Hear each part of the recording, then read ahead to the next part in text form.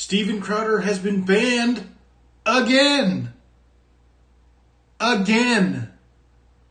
The poor guy can't get a break. Hey everyone, Mr. Constitution here. Thanks for coming to see my video again. Steven Crowder is an outspoken and kind of rambunctious and provocative YouTube host with a popular show, Louder with Crowder. He has a history as a stand-up comedian and outspoken conservative and has gone pretty over the top in his styling and his videos. He has crossed swords with YouTube on many, many occasions, and this time, again, it came back to get him. So, but it's kind of weird because, and by weird I mean terrifying, you see, YouTube decided that a guest on Crowder's show, Carrie Lake, a gubernatorial candidate from Arizona, said something on his show that they didn't really like. Check this out. Our audience understands, what do you mean when you say illegitimate federal government by Joe Biden? Well, I don't believe Joe Biden won the election, and we had problems with the 2020 election. I've talked about that. They've criticized me for that, but I've looked at the facts. I have looked over our forensic audit. I've looked over all kinds of evidence, and we had a botched, corrupt election in Arizona and in many other states. And this is why it's really important that we do look at our elections. That's why it's one of my top issues to reform our elections here in Arizona. I want to make sure that we have honest elections. And that doesn't mean we get the advantage as Republicans.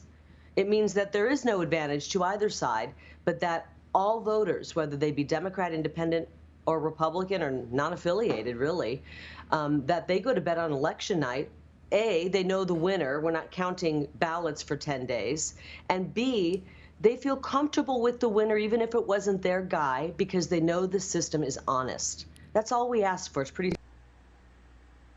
You see, YouTube has decided that you can't talk about the 2020 election unless you're telling everyone that it was totally normal, that it was totally fine. That's right, the Tech Tyrants of YouTube have decreed, that the 2020 election was the safest and most secure election of all time, and anyone who would question it is an election denier and is spreading misinformation. Here's the problem. According to who? Who made YouTube the arbiter of misinformation? It's ridiculous. And it's really upsetting because free speech is the greatest defense against tyranny. The best way to fight misinformation is with good information. And you can't find good information without free speech. But YouTube thinks you're an idiot. You're too stupid to look through all the information and make a decision for yourself. You can't be trusted to make sure that you're listening to multiple sources, that you're looking at other things, that you're coming to a rational decision on your own. No, YouTube has to tell you what to think, just like Big Brother. YouTube has decided that there are certain topics that you can't talk about because they're rife with misinformation. Misinformation is the clarion call of the tyrant. Misinformation. Ladies and gentlemen, we are living in a fascist cyberpunk dystopia. It sounds crazy when you think about it, but literally media and corporate interests are aligning with government interests. The government, especially the sitting administration, has a vested interest in making sure people don't question the 2020 election. And so, our tech overlords have decided you can't talk about it. We can't talk about the 2020 election. No, because you can't be trusted to come to the right conclusion. No. Instead, YouTube is going to just tell you and warp the narrative. YouTube has a narrative that they want to put out there. And they're going to make sure you hear it. And they're going to make sure you don't hear anyone with any other idea. Anyone with any other viewpoint.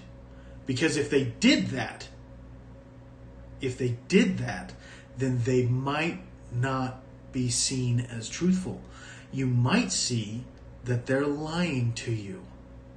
Because they are. They must be. If they weren't, why would they be so afraid of misinformation? Why are they so afraid of opposing viewpoints? I don't think that the election was vastly out of the norm for fraud. There is corruption and fraud in all of our elections. That's why we should be auditing. Every single election should be audited. It should happen every time.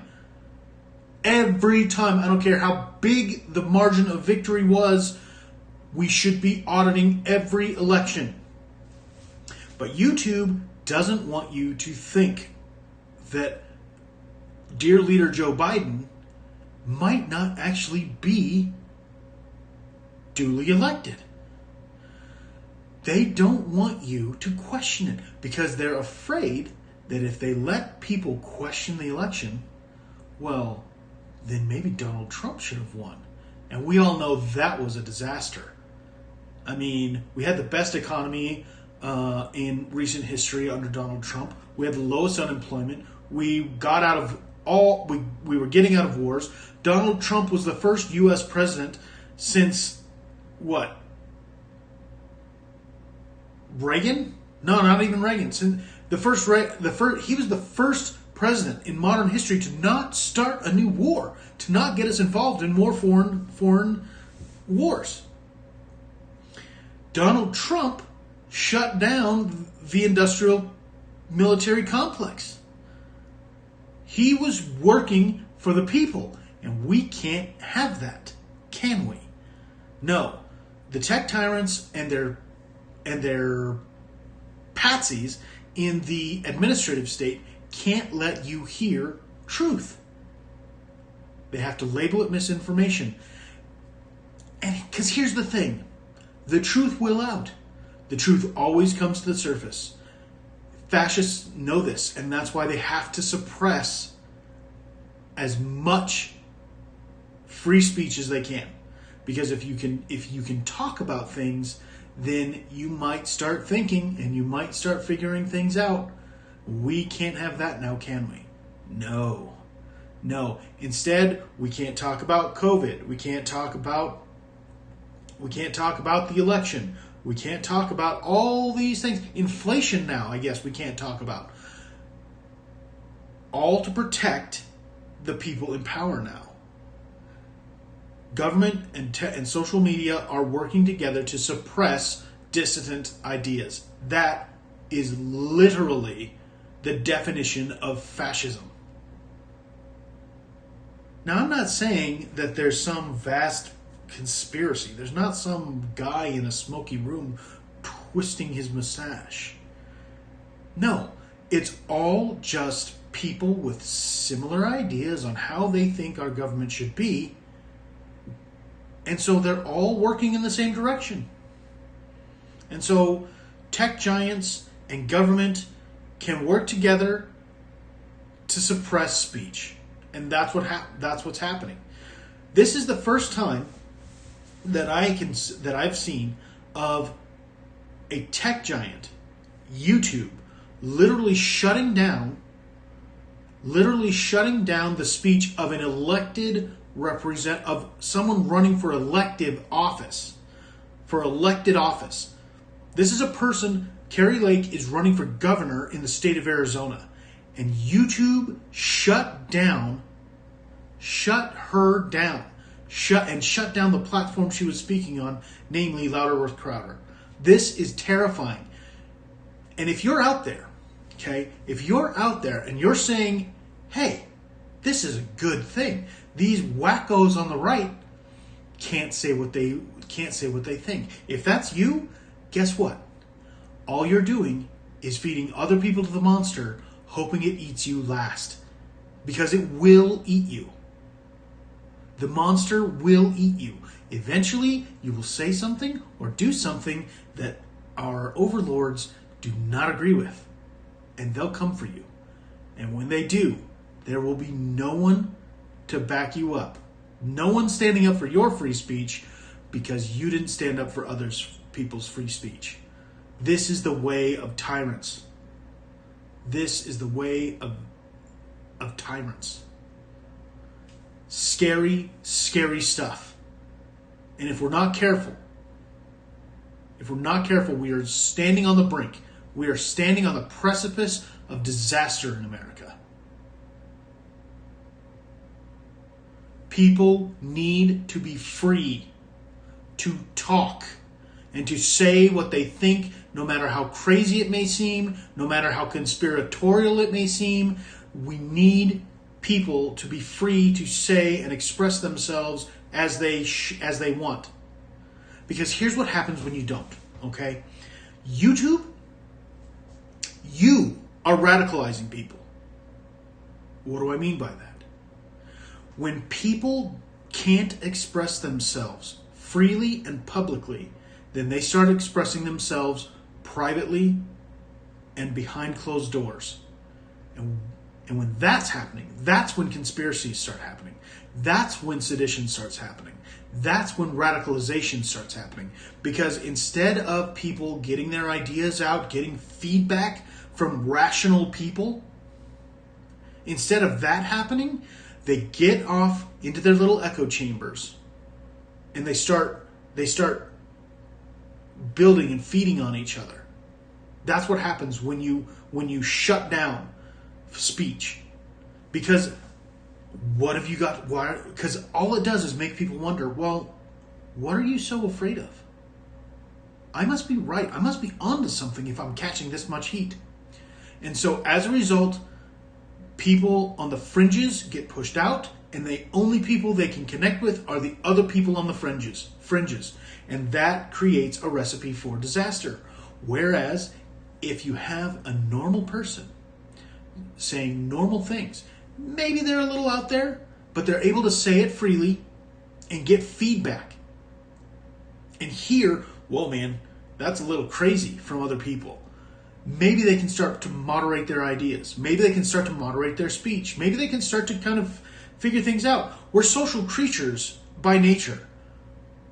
It's good for us to talk and communicate. And if we don't, we get into our heads and we start thinking crazy things. So YouTube, you are radicalizing people. You are making radicals by suppressing speech, by suppressing valid opinions. Like I said in a video earlier, we are a nation of challengers. We are literally built on rebellion. Our nation is founded in rebellion. And if we can't express our ideas, if we can't struggle and contend with each other because one side is suppressing the other, that's a recipe for revolution. That's a recipe for revolt. We can't be doing this. It is un-American to suppress the speech of another American. Whatever happened to, I disagree with what you say, but I'll fight to the death for your right to say it. What happened to that? Oh, well, we can't have the spreading of misinformation. I tell you what, YouTube, how about you do this? How about you change your algorithms so that you're not producing more and more outrage? We all know that your algorithms are made to keep people engaged. And the things that keep people engaged the most is anger. When someone's mad at something, they keep coming back. They stay engaged and they want to feed that anger. It's one of our most basest desires. And it's on us to work on that. It's on us to get that out. We have to work that out. We have to be stretching that out. But YouTube, social media, Facebook, whatever, all of these places, they are made to keep you engaged. And so you keep coming back and you keep getting that dopamine hit. And the best thing to keep you engaged is anger. Because when you're pissed off, you just want to be pissed off. That's what has happened. Social media has become an outrage machine. It has been for a long time. And the only way to stop this, one, we need to stop being angry. We need to start letting things go. When things don't go our way, we let things go. It's in our nature to hold on to things. We gotta let things go. Also, isn't it a little ironic that after the 2016 election, the first one where Donald Trump was elected, after that one, how many people were out there saying that Donald Trump was an illegitimate president? How many people out there were saying that the Russians were involved and that the Russians installed President Trump without any foundation? When the Mueller report came out, they found no collusion with Russia. None whatsoever. Now, are there people on the right who are doing the same thing? Absolutely. Because like I said, we are a nation of contesters. Every election should be contested. That's how we make sure it's a good election. When we don't do that, when we suppress the other side, we run into trouble.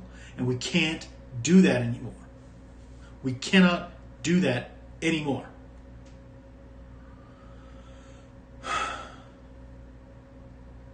Scary times in America because the tech tyrants are out in force and they're working hand in hand with the government. And we have to work through that.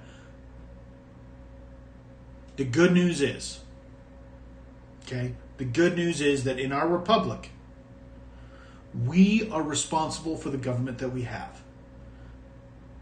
And that means we can fix it by electing different people, by speaking the truth as we see it, working and contending with each other to find that truth, to find the truth,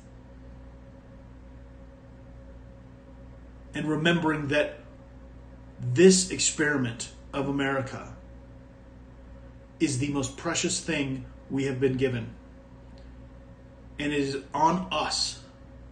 It is on us to make sure that we have it, that we treasure it, and that we can pass it on to our children. So, please, YouTube, stop censoring people. Left, right, everyone, stop censoring and start talking. We gotta stop censoring. We have to. That's it for today. I hope you enjoyed this video. If you did, please leave a like and a comment. Hit that subscribe button. Ring the notification bell so you can get updates every time I put in new content. Thank you so much. Have a fantastic day. We will see you next time. Peace.